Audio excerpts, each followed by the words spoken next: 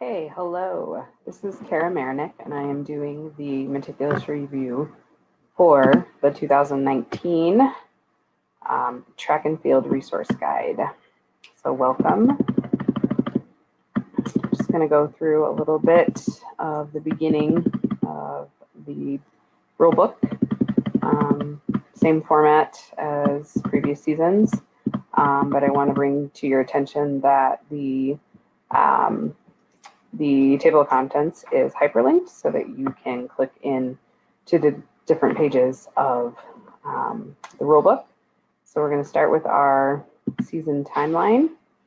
And you can see that Friday, March 1st, which was last Friday, that the start date for Maryland Public Schools Athletic Association for spring sports. Thursday, March 21st, which is the first eligible play date, is when our applications for participation and affirmation of eligibility are due. Also, our Class A registration materials are also due.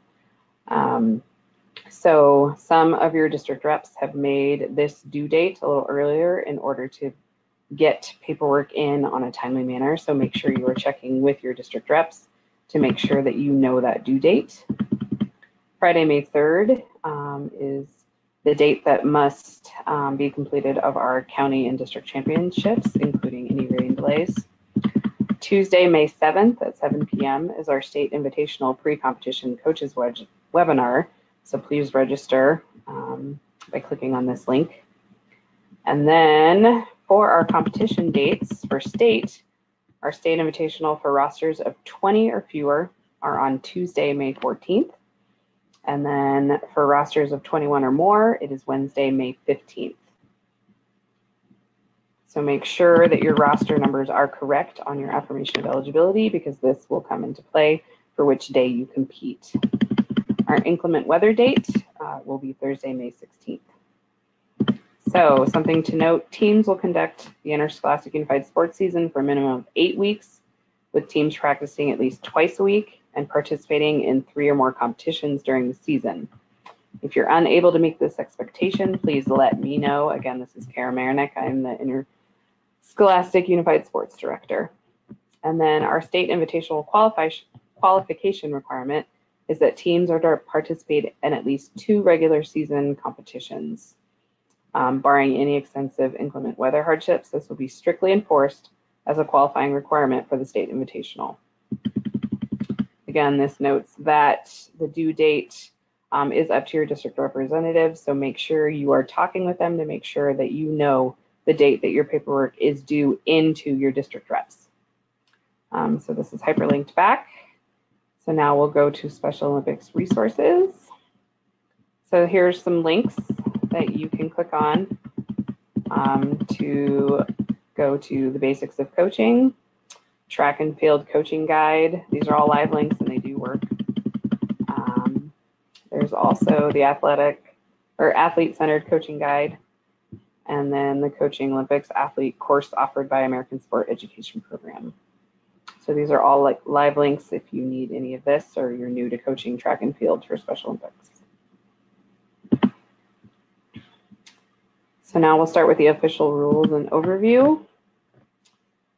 A unified track and field team shall consist of rosters of 12 or more student athletes who are of similar ages. Unified track and field team shall consist of an approximately equal number of athletes with intellectual and/or physical disabilities and partners without intellectual and/or physical disabilities. This is to promote an inclusive environment. As a guideline, it is recommended a unified track and field team be composed proportionally of students with and without disabilities.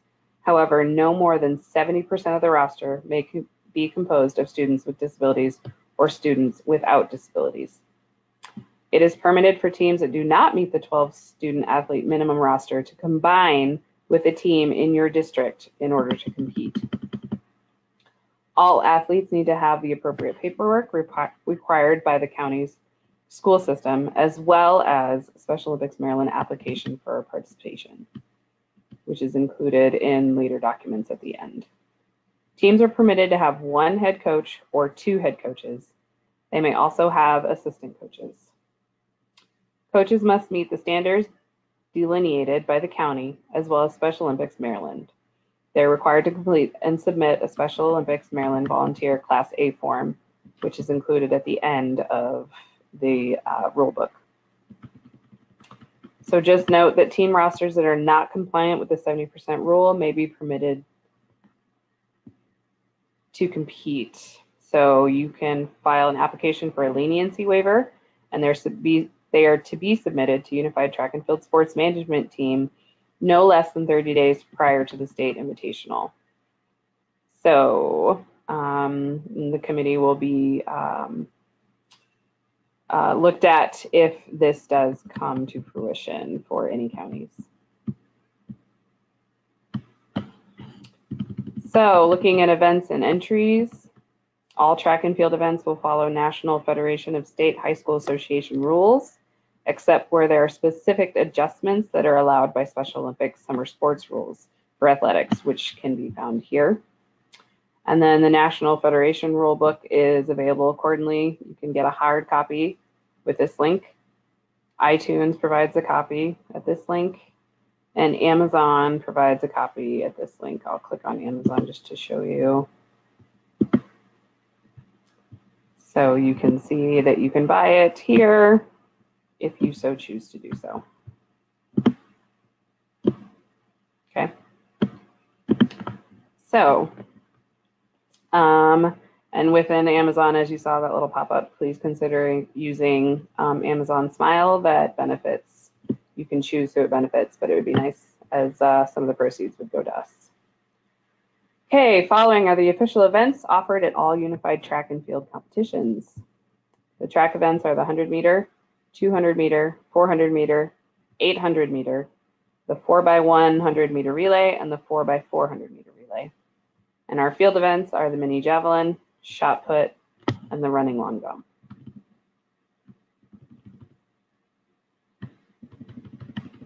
So for entry requirements, participants may enter one individual track event and one individual field event.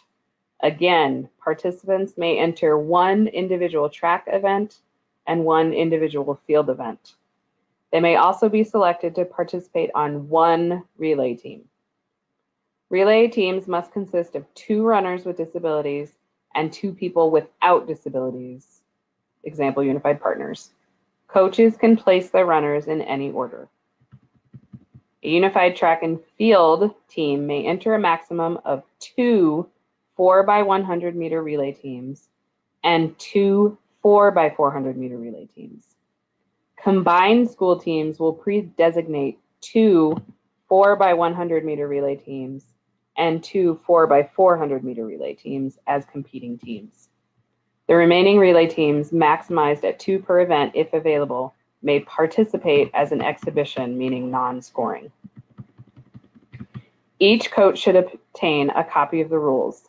Below are some rule reminders and highlights of common points of confusion and concern. So for track events, race assistance, student athlete must race by him or herself. Coach or family member or escort will not run, walk with, or move with student athletes on or off the track.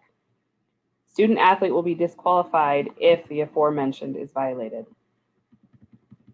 For event selection, you should select appropriate events. A student should not be entered in an event in which they cannot successfully compete. Example, a student athlete is unable to run or a student athlete is unable to move his or her wheelchair manually, then they should not be entered into track events.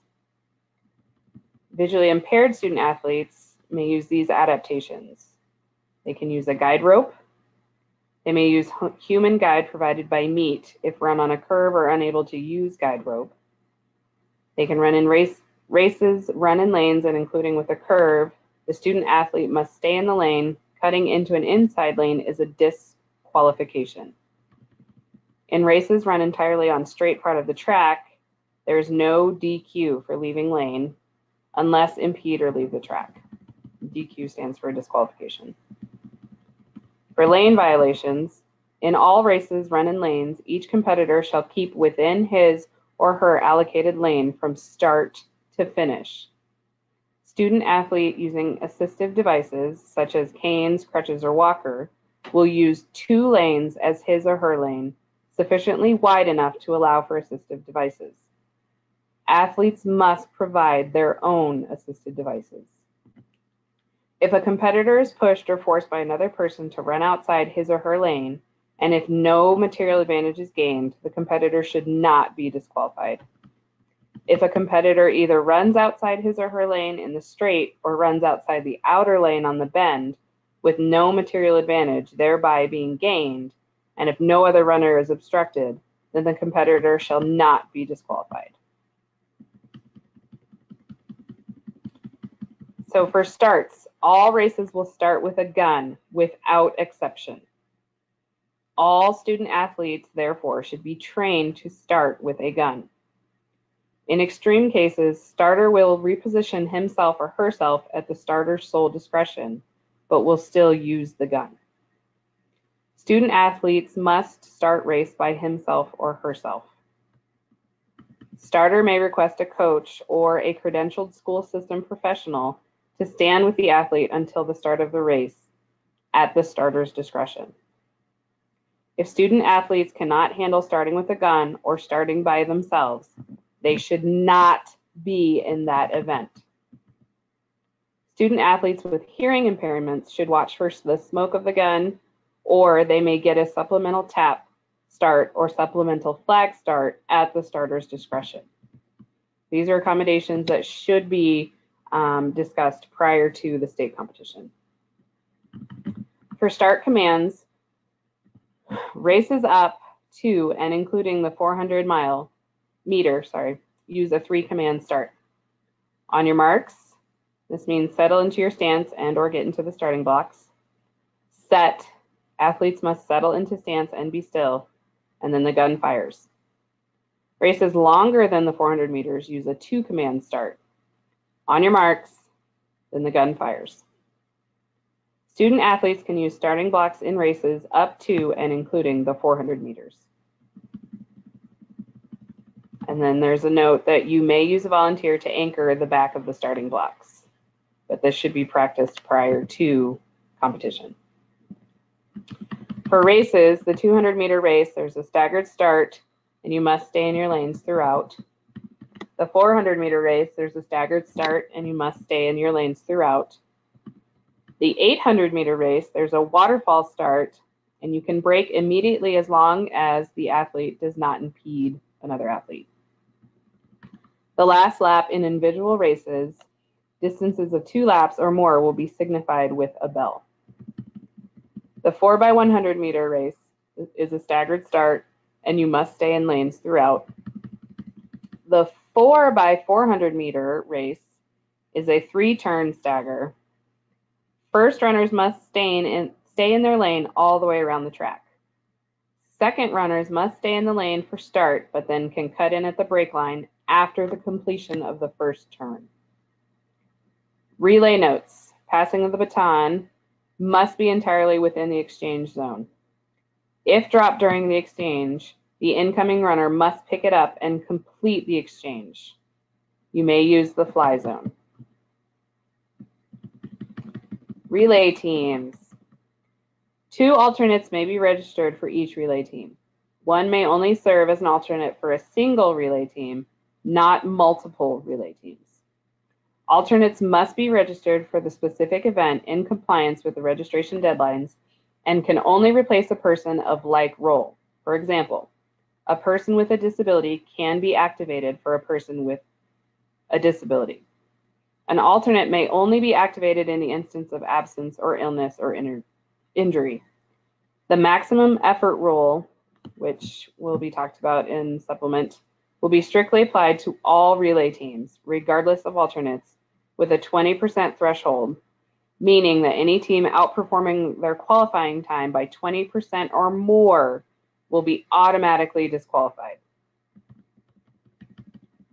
So this is from the Special Olympic Sports Rule. The coach must be provided an opportunity to submit an improved performance score if the score recorded in the divisioning competition is not a true reflection of the athlete's ability. So track events for student athletes using wheelchairs or other ambulatory devices.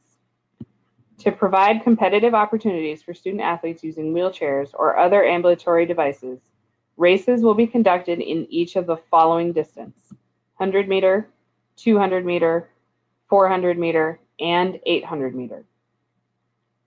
Motorized wheelchairs shall not be allowed in regular manual wheelchair races. Student athletes shall not be pushed, pulled, or otherwise assisted during these events. The lanes for the wheelchair event shall be made 2 track lanes wide. So for wheelchair race event management, if there's only a 1 entry division, participants compete against the clock and should be encouraged to acquire a personal best. For field events, the shot put at 3 kilograms. The competitor must not leave the circle until the implement has touched the ground and thereafter must exit only from the rear half of the ring. The competitor may touch the side of the iron band only. The competitor must start from a stationary position. The shot put must be held near the neck or chin. The throwing arm must not drop behind or below the shoulder level. The competitor may not touch the top of the stop board. Any part of the body may extend over the band or stop board, provided it does not touch the ground outside the circle. If the throwing implement lands on a sector line, it is considered a foul. To break ties, go to the next best performance. For running long jump, the front of the toe board is 1 meter from the edge of the sand pit. Most long jump pits do not have a 1 meter toe board. You should make one from chalk or adhesive tape. Do not use duct tape, though it is too slippery with wet shoes. Student athletes must be able to jump at least 1 meter to enter this event. If the student athlete does not reach the pit, it is a fault. Jumpers can place a marker on the side of the runway, but not on the runway itself. You should measure from the nearest impression in the sand made by the student athlete, even if it is made by the brush of clothing. For the mini javelin is held by the grip in one hand only, with at least the little finger on the grip or whipcord. While in the act of throwing the mini javelin, the competitor may not do a 360-degree turn around during his or her run-up. The mini javelin must be released with an over-the-shoulder motion only. No side, arm, or below the shoulder releases. The competitor may not place any marks on the runway. The competitor must remain in the delivery area behind the arc until the javelin strikes the ground. Then leave from behind the arc and the lines drawn from the extremities of the arc. To break ties between competitors, the next best performance is used. It is counted as a foul if the competitor touches, with any part of the body, the arc as marked, or any ground beyond the arc or throwing box. The runway is 4 meters wide with a minimum of 8 meters long, as shown in the image below.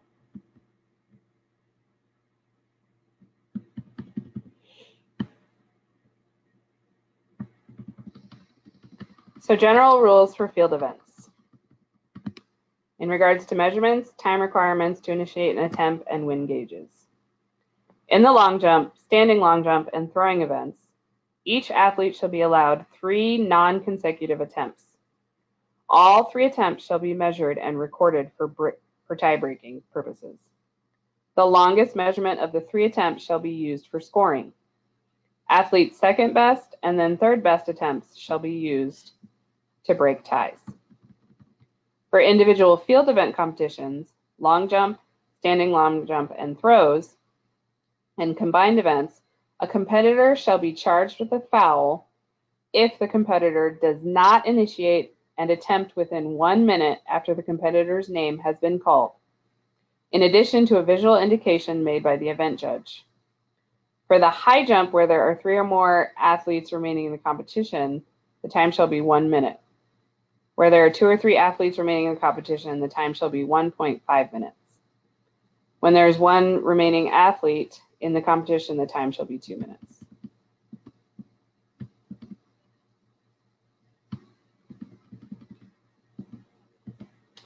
So regulations for extensive accommodations.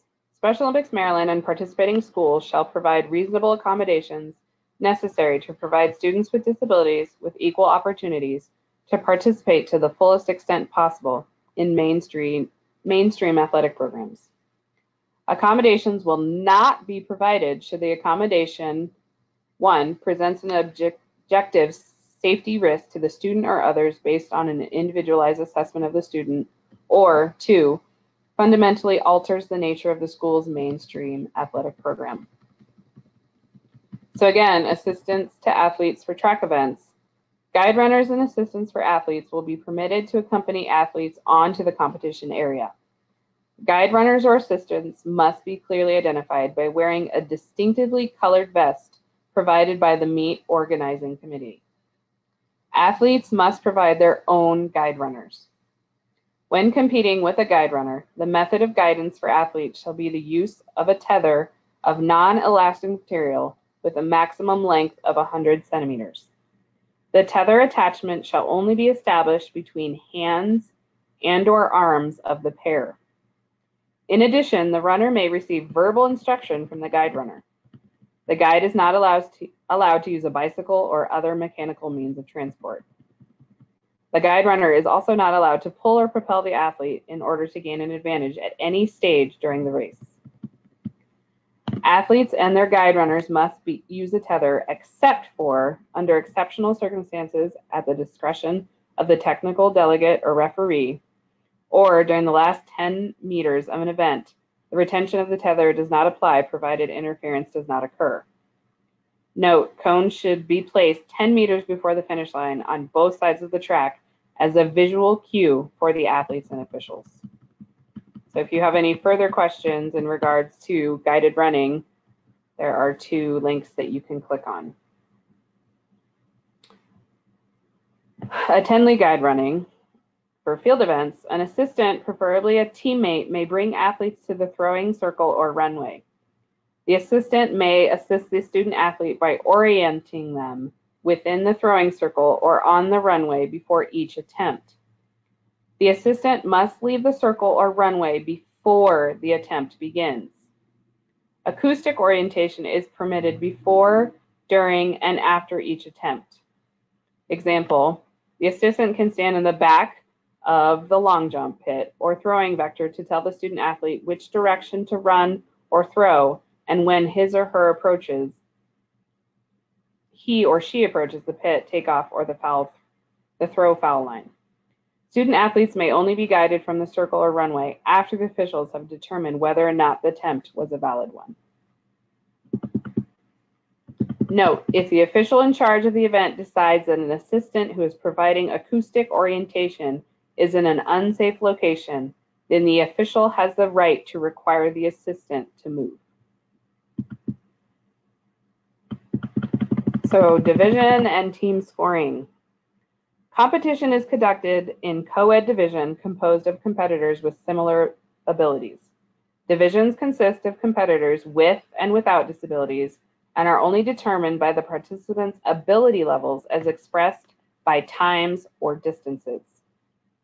Qualifying times and distances for each competitor must be submitted at least 10 days prior to a competition for the events in which he or she will be entered. For example, if a participant will be entered in the 400 meters and the running long jump, qualifying scores must be submitted for each event. As a guideline, the variance between the highest and lowest score in a competition division should be no more than 15%. However, this variance can be greater if there is a need for fuller divisions of 4 or more competitors. The minimum number of competitors in a division should be 3, and the maximum number is 8. The same policy applies to the number of teams in a division at a larger invitational. Every event competition division results in the same allocation of points awarded to the teams. For example, if there are 7 divisions of the 100 meters, competitors in each of the divisions will score points for their teams based upon their place of finish. When teams with rosters of greatly varied sizes compete in the same division, a weighted scoring system may be employed to balance the inherent advantage of the larger rosters. If it is necessary to use a weighted scoring system, the formula used for determining the weights or scoring multipliers will be issued prior to the competition. Team scoring is based upon the format delineated in the National Federation of State High School Associations track and field rulebook for dual meets. Since all competition divisions score points for a team, the unified team track and field rules modification is as follows. For all types of unified track and field meets, dual, triangle, or invitational, the following scoring format will be employed. First place scores 5 points, second place scores 3 points, and third place scores 1 point. So we are looking now at points of emphasis. Sportsmanship. In the spirit of sportsmanship, teams should come together and shake hands after each competition. For event registration, teams will be divisioned per the total roster size. Coaches are strongly encouraged to register each student athlete in the maximum number of events to ensure the maximum number of scoring opportunities. Maximum effort. The fundamental difference between Special Olympics competitions and those of other sports organizations is that athletes of all ability levels are encouraged to participate, and every athlete is recognized for his or her performance. Competitions are structured so that athletes compete with other athletes of similar ability in equitable divisions. So in regards to responsibilities of the athletes, sportsmanship is important in developing a well-rounded athlete. Athletes are expected to follow the Special Olympics official sports rules and the athlete's code of conduct. Athletes are expected to give maximum effort when competing. This is the only way the divisioning process can work as it was intended. Athletes who do not participate with maximum effort in all preliminary trials and/or finals violate the true spirit of competition and may even be disqualified from competition. Responsibilities of the coach. Coaches have an important role in an athlete's life. Therefore, coaches must place the health and safety of athletes above all else. They too must follow the official sports rules and coaches' code of conduct. Coaches are also critical in helping competition management teams make divisioning work. Divisioning works best when coaches submit preliminary scores. This helps athletes get into the proper division as well as gain additional competition experience. How divisioning is implemented. A competitor's ability is the primary factor in divisioning Special Olympics competitions. The ability of a competitor or relay team is determined by an entry score from a prior competition or the result of a seeding round or preliminary event at the competition itself. Principle of meaningful involvement. The most important of the 7 criteria for the success of a Special Olympics Unified Sports Program is the principle of meaningful involvement. Fundamentally, the principle of meaningful involvement ensures that every player is given an opportunity to contribute to the success of his or her team through their unique skills and qualities. This means that every teammate, A, demonstrates sufficient sport-specific skills and game understanding, B, plays a valued role on the team that emphasizes his or personal talents, and C, has an opportunity to play without a heightened risk of injury. All team members must be engaged and provide their own individual abilities and strengths. In so doing, athletes and partners may have different perspectives. The athletes on the team may not be accustomed to the experience of having their contributions accepted and respected. In addition, partners may need to be encouraged to play their own personal best while being a good teammate to others. Consequently, when unified sports teams are created, it is extremely important that both athletes and partners are assessed as to their abilities and gameplay. While there could be noticeable differences in their skills, the coach will be able to observe their overall performance to determine if they have the requisite skills and understanding to safely participate on this team. The goal is that every teammate should play a meaningful role and can contribute his or her strength to their unified sports team. There should be a quality of social interaction and a communication among teammates that allows everyone to participate fully and enjoy a positive experience. These are the indicators of meaningful involvement. Teammates compete without causing undue risk of injury to themselves or others. Teammates participate according to the rules of competition. Teammates have the ability and opportunity to contribute to the success of the team. Teammates adjust their skills according to those of other players, resulting in improved performance by team members with lesser ability. Meaningful involvement is not achieved when certain team members display superior sports skills without involving their teammates, serve predominantly as an on-field coaches rather than teammates or mentors, control most aspects of the game, especially during the most critical periods. They do not train or practice regularly and only show up on the day of competition, and they lower their level of ability dramatically so that they do not hurt others or control the entire game. Note, it is important that all coaches and program leads understand the principle of meaning involvement prior to the selection of team members. As you can see, Unified Sports further meets the mission of Special Olympics and embraces the philosophy and principles of Special Olympics Unified Sports. Uniform requirements. The National Federation of State High School Association rules for track and field and cross country shall govern all uniforms and jewelry. NFHS Track and Field and Cross Country Rules, Article 1. The competitor's uniform shall be issued by the school, worn as intended by the manufacturer, and have the following restrictions. Each competitor shall wear shoes. Shoes shall be worn on both feet and shall have an upper and recognizable sole and heel.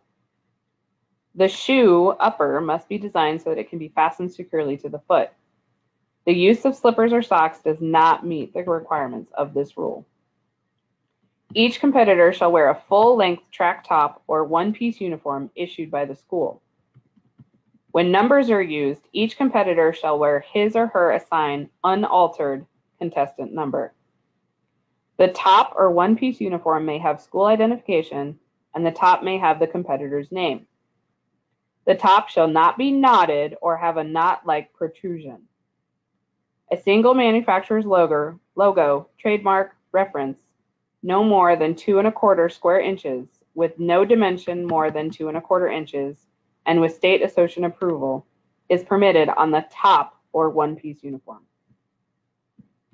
The American flag not exceeding 2 by 3 inches, and either a commemorative or memorial patch not to exceed 4 square inches, and with state association approval, may be worn on the uniform top.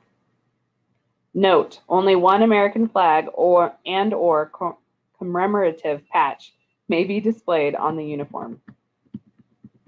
Bare midriff tops are not allowed.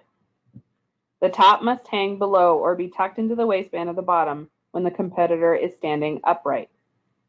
Any visible garment worn underneath the uniform top must be unadorned and of a single solid color. As per NFHS rules, a single visible manufacturer's logo and/or single school name or insignia no more than 2 1/4 inches are permitted on the undergarment. Visible items worn under both the top and the bottom do not have to be the same color. Note, if more than one visible garment is worn under the uniform top, all must be the same color. A visible garment worn under the uniform top displaying contrasting stitching to the single solid color of the undergarment and functions as the actual seam for the undergarment's construction is legal. Each competitor shall wear a track bottom or one-piece uniform issued by the school. The bottom or one-piece uniform may have the school identification. Loose-fitting boxer-type bottoms or compression-style bottoms are permitted for boys and girls. Closed leg briefs are acceptable for girls. French or high-cut apparel shall not be worn in lieu of the uniform bottom. The waistband of a competitor's bottom shall be worn above the hips. A single manufacturer's logo, trademark, reference, no more than 2 1/4 square inches with no dimension more than 2 1/4 inches, is permitted on the bottom or one-piece uniform. The American flag not exceeding 2 by 3 inches and either a commemorative or memorial patch not to exceed 4 square inches, and with the state association approval may be worn on the uniform bottom. Again, note only one American flag and or commemorative patch may be displayed on the uniform. Any visible garments or garments worn underneath the uniform bottom must be unadorned and of a single solid color. As per NFHS rules, a single visible manufacturer's logo and or a single school name or insignia no more than 2 1/4 inches are permitted on the undergarment. Visible items worn under both the top and the bottom do not have to be the same color. Notes: if more than one visible garment is worn under the uniform bottom, all must be the same color. A visible garment worn under the uniform bottom displaying contrasting stitching, again, to the single solid color of the undergarment and function as the actual seam for the undergarment's construction is legal. Penalty. There is a penalty for the wearing of an illegal uniform. When a violation is observed and noted by a meet official, the competitor shall be required to make the uniform legal before becoming eligible for further competition, and shall be issued a warning that a subsequent violation shall result in a disqualification from the event. The referee shall be notified of the violation by the observing meet official, and the referee shall then notify or cause to be notified the head coach of the offending school of the competitor's violation and warning. Jewelry. Article 3. Jewelry shall not be worn by competitors. So note, the prohibition on jewelry was lifted by the 2015 NFHS rule changes. However, jewelry with exceptions as defined above will still be prohibited in all unified track and field competitions. So, medical alert medals are not considered jewelry. The alert should be visible. When the medal is attached to a bracelet made of metal or an unyielding material, it shall be taped to the body. To a bracelet made of a pliable material, it is not required to be taped to the body. If it's to a necklace, it shall be taped to the body. Religious medals are not considered jewelry and must be worn under the uniform and taped to the body. A watch may be worn around the wrist. Unadorned devices such as bobby pins, barrettes, and hair clips no longer than 2 inches may be worn to control a competitor's hair. And again, if there is a violation, then the competitor shall be required to remove the jewelry before further competition and be issued a warning that a subsequent violation shall result in a disqualification from the event.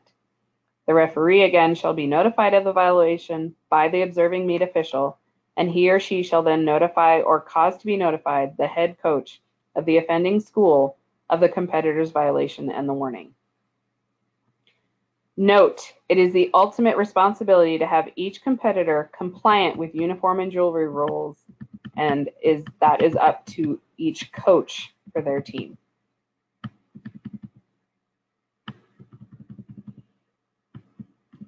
Some additional uniform requirements. Ceremonies wear. Players must be in their uniform or proper school-issued uniforms, such as warm-ups, and must wear proper footwear, no flip-flops or slippers, to accept an award. Headwear. No hats, rimless headwear, including bandanas, are allowed. Religious and medical-related headwear is permissible. Headbands, wristbands, and armbands must be of a solid color. If a solid color, a piece of material may be folded, tied, and used as a headband as long as it is not wider than approximately 2 inches. For branding and logos, all new, so purchased for or subsequently to the 2013-2014 school year, interscholastic unified sports must have the unified sports pill or lozenge-shaped logo appear on the jersey or shirt of the uniform. All interscholastic unified sports must have the unified sports pill lozenge-shaped logo appear on the jersey and shirt of the uniform.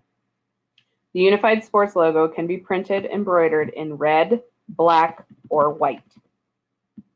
The logo needs to be in the pill lozenge shape, not open, as the one that's crossed out is the open example, It needs to be closed within the pill or lozenge shape as shown on the left.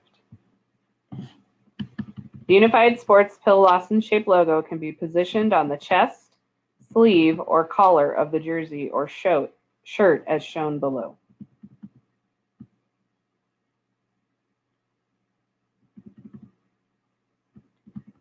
So our 2019 State High School Track and Field Invitational, May 14th and 15th at Prince George's Sports and Learning Complex, 8001 Sheriff Road, Landover, Maryland. Our inclement weather date is May 16th. This is the fact sheet that you may print and give out to those in your building. Approximately 700 student athletes will be competing in this historic event, featuring student athletes with and without disabilities competing together representing their high school. Tentative schedule is as follows.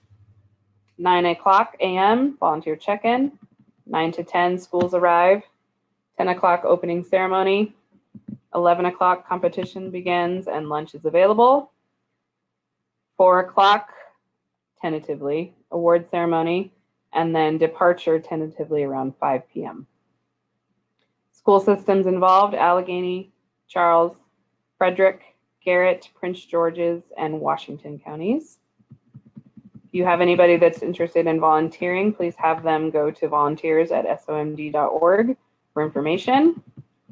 Coaches, please start looking at your calendar and registering for the pre-competition webinar on May 7th at 7 p.m. So getting into forms, the application for participation, this is yearly, again, yearly. So if your athletes have already filled one out for a previous sport, such as tennis, indoor bocce, or strength and conditioning, they do not need to fill out another one. This is a yearly requirement. If you do have athletes that fill them out, they need to be scanned and emailed to your district representative and filled out entirely and correctly. So the student athlete affirmation of eligibility, coaches, these should be filled out for every sport at your school. So this needs to be done each season. This is what we go off of for registration. And make sure that you have all paperwork that is needed for each athlete and unified partner. Please fill these out when you are turning in your paperwork. This needs to be on top. Coaches, please sign here and include additional personnel, assistant coaches, managers, paraprofessionals, interpreters. Their names must be here. We use this for credentialing. Again, head coach sign and fill in anyone who is helping you with the season and who will be attending the state competition.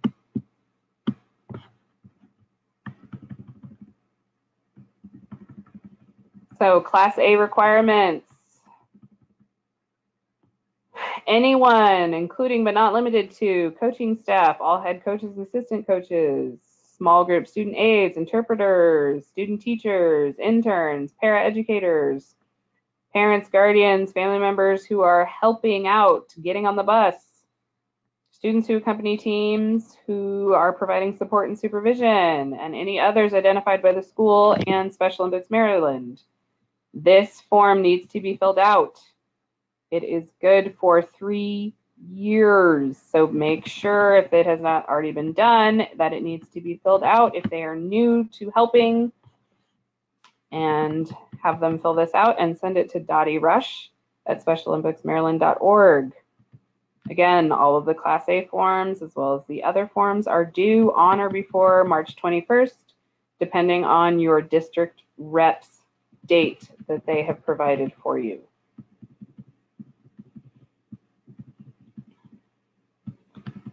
So becoming a Class A volunteer, if you need to fill out these forms, again, they are included at the end of this resource guide. You need to fill it out It's supplement C. There's also a form for persons under the age of 18. They need to fill out the student minor release form.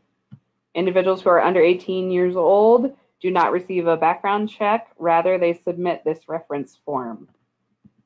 So again, Class A volunteers, they fill out the first page and the protective factors, whereas under age 18, they would fill out the first page and this reference form.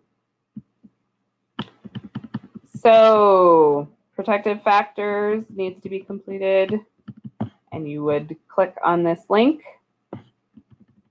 and provide that information and send a scan of your protective factors training to Dottie Rush at drush@somd.org. Contact information. Myself, Kara Marinick, I am your district representative for Allegheny. Michelle and Seth are for Charles. Michelle Hill is Frederick. I am Garrett. Melanie McManus, Prince George's, and Barb Costner is Washington. Katie Gleason is our Unified Track and Field Chair. She's coming to us from Prince George's County. So she will be your person that can answer questions, and will be providing the district representatives with information that then they will then in turn give out to you coaches. And then again, here is my contact information.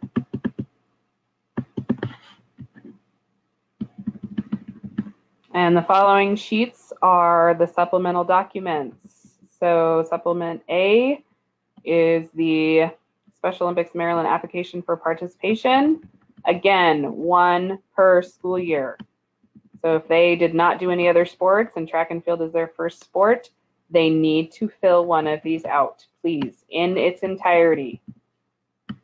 Disability, yes or no. If they are an athlete, it should be yes. If they are a unified partner, it should be no. Make sure you are checking this box.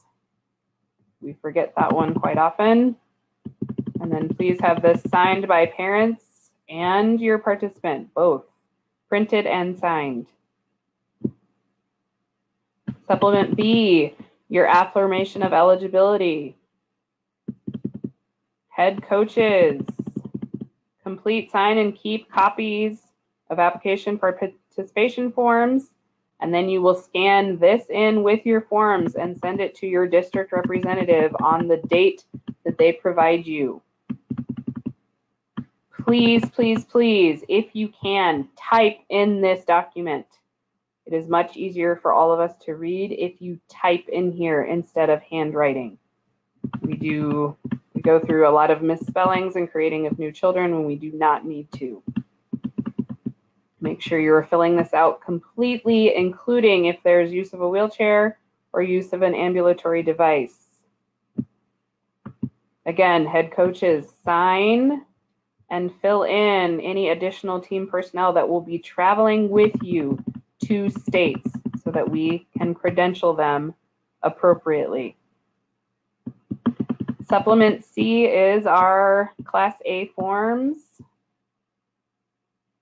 So again, volunteer application that is needed for anyone that is not updated in our system. Again, these are good for 3 years.